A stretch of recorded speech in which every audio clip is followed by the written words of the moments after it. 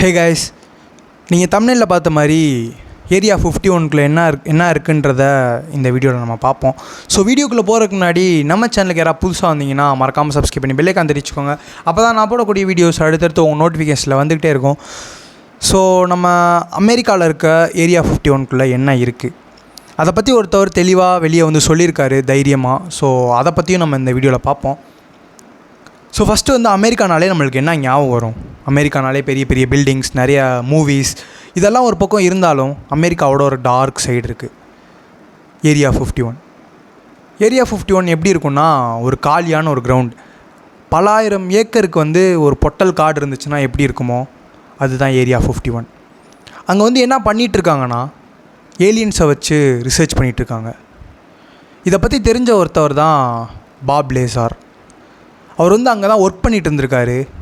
And வந்து அவர் வந்து இதை பற்றியும் வெளியே சொல்லியிருக்காரு. ஸோ இது எப்போ நடந்திருக்குன்னா 1989, அதாவது கிட்டத்தட்ட 37 இயர்ஸ் பேக். அமெரிக்காவில் இருக்க ஏரியா 51க்குள்ளே என்ன இருக்குன்றத இவர் வந்து ஒரு இன்டர்வியூவில் அவரோட ஃபேஸ்லாம் மறைச்சிக்கிட்டு தைரியமாக வந்து சொல்லியிருக்காரு. ஸோ உண்மையிலே ஏரியா 51க்குள்ளே என்ன இருக்குது அப்படின்றத இவர் நிறைய விஷயங்கள் சொல்லியிருக்காரு. அதை பற்றி நான் உங்களுக்கு சொல்கிறேன். ஸோ நான் சொன்ன மாதிரி ஏரியா 51 பார்த்திங்கன்னா ஒரு பெரிய ஒரு பொட்டல் காடு. அங்கே வந்து ஒரு குறிப்பிட்ட பில்டிங்ஸ் மட்டும் நம்ம பார்க்கலாம். அது கீழே அண்டர் கிரவுண்டில் என்ன இருக்குன்றத நம்மளுக்கு தெரில.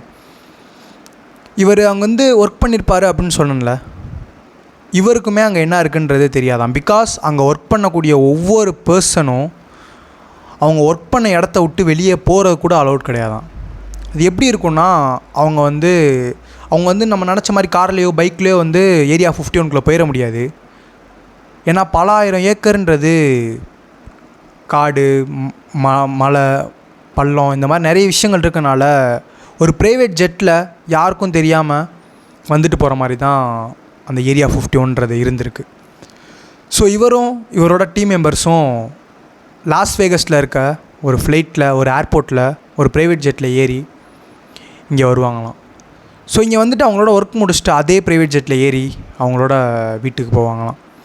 ஸோ இந்த அளவுக்கு ப்ரைவசி மெயின்டைன் பண்ணுறதுக்கான காரணம் என்னென்னா, அமெரிக்கா கிட்ட 9 UFO அன்நோன் ஃப்ளையிங் ஆப்ஜெக்ட் இருக்குது. ஸோ இதை பற்றி இவர் தெளிவாக சொல்லியிருக்காரு. என்ன சொல்லியிருக்காருன்னா, நான் வந்து அமெரிக்காவில் இருக்க ஏரியா 51 கீழே S4 அப்படின்ற ஒரு டிபார்ட்மெண்ட் கீழே ஒர்க் பண்ணேன். அங்கே வந்து என்ன எனக்கு ஒர்க்குனா, ஏர்க்ராஃப்டோட, அதாவது ஏலியன் ஏர்க்ராஃப்டோட இன்ஜினை ரிவர்ஸ் இன்ஜினியரிங் பண்ணணும். அந்த இன்ஜின் எப்படி ஒர்க் ஆகுதுன்றதையும் அண்ட் அந்த இன்ஜினியரிங்கை எப்படிலாம் கண்டுபிடிச்சிருக்காங்கன்றதையும் நான் கண்டுபிடிச்சி மறுபடியும் அதே மாதிரி ஒரு இன்ஜினை நான் மேக் பண்ணணும். அதுதான் என்னோடய வேலை.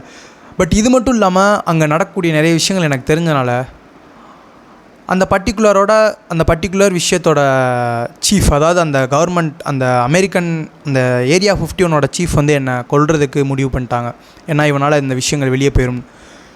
ஸோ இதை தெரிஞ்சுக்கிட்டேன்னா இதை வந்து வெளியே சொல்லலாம். இதை வந்து என்ன இருக்குது, இங்கே வந்து என்ன இருக்குன்றத வெளியே சொல்லலான்னு சொல்லி இவர் வந்து 1989 லாஸ் வேகஸில் இருக்க ஒரு டிவி சேனலில் ஒரு இன்டர்வியூ கொடுக்குறாரு. இது எந்த மாதிரி ஒரு இன்டர்வியூனா, அவரோட ஃபேஸ் ஆஃப்லாம் மறைச்சிக்கிட்டு ஏரியா 51 இந்த மாதிரி இருக்குது அப்படின்றத பற்றி தெளிவாக டீட்டெயில்டாக அவர் சொல்லியிருக்காரு. ஸோ இப்போ நான் சொன்னேன்ல, இந்த விஷயத்தை தான் அவரும் அங்கே சொல்லியிருக்காரு. ஸோ ஏரியா 51 அப்படின்றது வந்து எப்படிப்பட்டதுன்னா, அமெரிக்கான்னு இல்லை, இங்கிலீஷில் இருக்க நீங்கள் ஏதோ ஒரு ஸ்டோரியவோ ஏதோ ஒரு மூவியவோ எடுத்துட்டிங்க, அந்த மூவியில் வந்து ஏலியன் ரிலேட்டடாக இருக்குன்னா, ஏலியன் வரக்கூடிய இடம் ஏரியா 51 தான் இருக்கும். உங்களுக்கு டவுட்டாக இருக்குன்னா, நீங்கள் ஏதோ ஒரு ஏலியன் மூவியை ரேண்டமாக எடுத்து பார்த்தாலும் ஏலியன் வந்து இறங்கக்கூடிய இடம் ஏரியா 51. பிகாஸ் அங்கே வந்து ஏலியனை வச்சு போஸ்ட்மார்ட்டம் பண்ணுறாங்கன்றதை வந்து இவர் தெளிவாக சொல்லியிருக்காரு. ஸோ இந்த விஷயங்கள்லாம் அவருக்கு தெரிஞ்சனால தான் அந்த பர்டிகுலர் விஷயத்தோட சீஃப் வந்து இவரை கொல்றதுக்கு முடிவு பண்ணியிருந்திருக்காங்க. ஸோ எப்படியோ இவர் தப்பிச்சு வெளியே வந்து இவ்வளோ விஷயங்களை வெளியே சொல்லியிருக்காரு.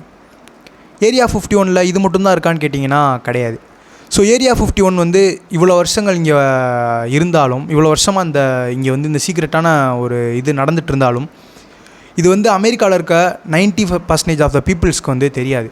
பிகாஸ் நம்ம அந்த பக்கம் ஃப்ளைட்டில் போனாலும் அங்கே ஒரு இடம் இருக்குன்றதே தெரியாத மாதிரி அவங்க மண்ணை போட்டு மூடி வச்சுருந்துருக்காங்க.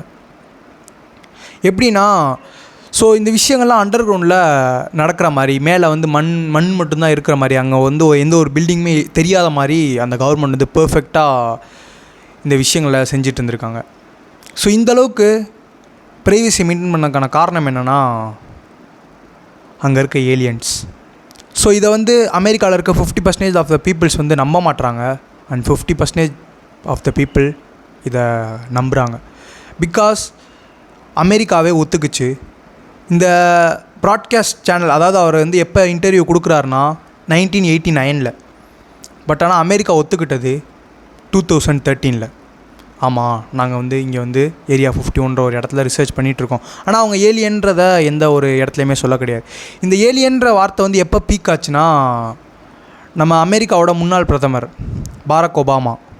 ஸோ அவர் வந்து என்ன சொல்லியிருக்காருனா, ஏலியன்ஸ் இருக்குன்றதை நான் நம்புகிறேன் அப்படின்ற மாதிரி ஒரு விஷயங்கள் சொல்லியிருக்காரு. ஸோ இந்த ஒரு விஷயந்தான் ஏலியன்ஸ் இருக்குன்றத நிறைய பேரை நம்ப வச்சுருக்கு.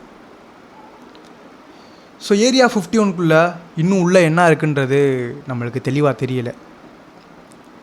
ஸோ இதிலேருந்து என்ன தெரிய வருதுன்னா, அமெரிக்கா ஏதோ ஒரு சீக்ரெட்டான ப்ராஜெக்டை ஏலியன்ஸ் வச்சு பண்ணுறாங்க.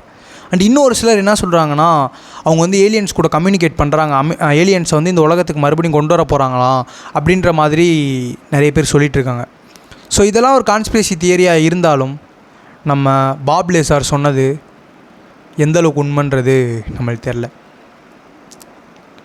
ஸோ இந்த மாதிரி இன்ட்ரெஸ்டிங்கான வீடியோஸ் நீங்கள் டெய்லி பார்க்கணுன்னா நம்ம சேனலை சப்ஸ்கிரைப் பண்ணி வச்சுக்கோங்க. அடுத்து உங்களை ஒரு இன்ட்ரெஸ்டிங்கான வீடியோவில் வந்து பார்க்குறேன். பை.